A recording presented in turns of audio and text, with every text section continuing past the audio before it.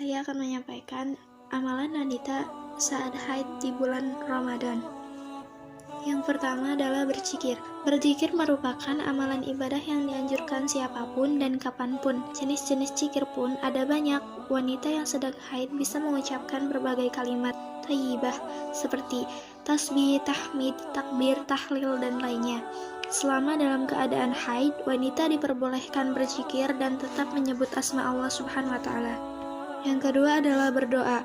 Berdoa adalah bentuk ikhtiar dan cara manusia untuk mendekatkan diri kepada Allah Subhanahu wa Ta'ala. Wanita yang sedang dalam keadaan haid tetap bisa memohon, meminta, dan mendekatkan diri kepada Allah Subhanahu wa Ta'ala. Yang ketiga adalah mendengarkan lantunan Al-Quran. Walaupun tidak bisa membaca Al-Quran karena kondisi sedang haid dan keadaan hadas besar, wanita bisa menggantinya dengan mendengarkan lantunan ayat suci Al-Quran. Dengan tetap mendengarkan lantunan ayat suci, hati wanita akan selalu dekat dengan Allah Subhanahu wa Ta'ala.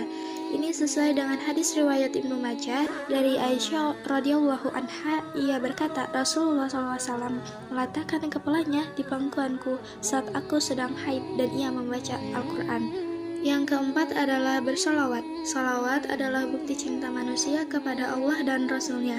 Salawat adalah sebab turunnya rahmat, pengampunan, dan pahala yang berlipat ganda dari Allah Subhanahu wa Ta'ala. Salawat tidak dilarang saat haid dan bisa dilakukan kapanpun. Yang kelima adalah bersedekah.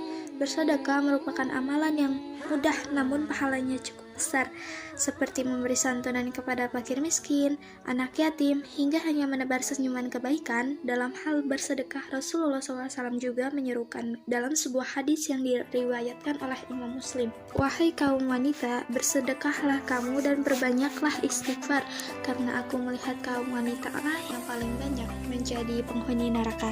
Hadis riwayat Muslim. Yang keenam adalah mendengarkan tausiah.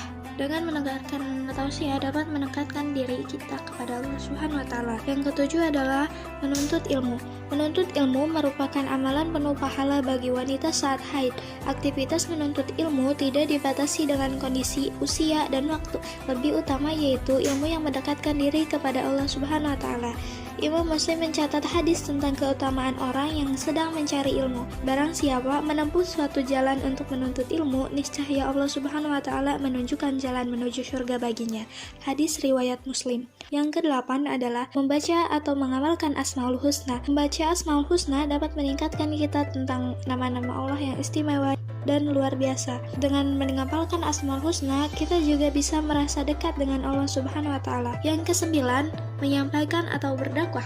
Wanita bisa menyampaikan atau berdakwah walaupun hanya satu ayat. Selama haid di bulan Ramadan, seorang wanita bisa mengajar atau membagi ilmu kepada orang lain untuk mendapatkan keberkahan. Saling berbagi ilmu kebaikan tentunya dapat memberikan manfaat untuk orang lain. Yang ke-10 adalah bersilaturahmi. Bersilaturahmi merupakan amalan mudah yang bisa dilakukan wanita ketika dalam keadaan haid. Silaturahmi dengan saudara, teman, kerabat bisa menambah pahala dan membuka pintu rezeki sesama umat. Bersilaturahmi bisa dilakukan dengan mengunjungi kerabat, bertemu teman, dan melakukan kegiatan sosial. Yang ke-11 adalah menghadiri sholat hari raya. Amalan saat haid di bulan Ramadan selanjutnya yang bisa dilakukan wanita yang sedang haid adalah menghadiri sholat hari raya. Walaupun tidak bisa menunaikan sholat hari raya, wanita tetap mendapatkan pahala yang menghadiri sholat hari raya tersebut.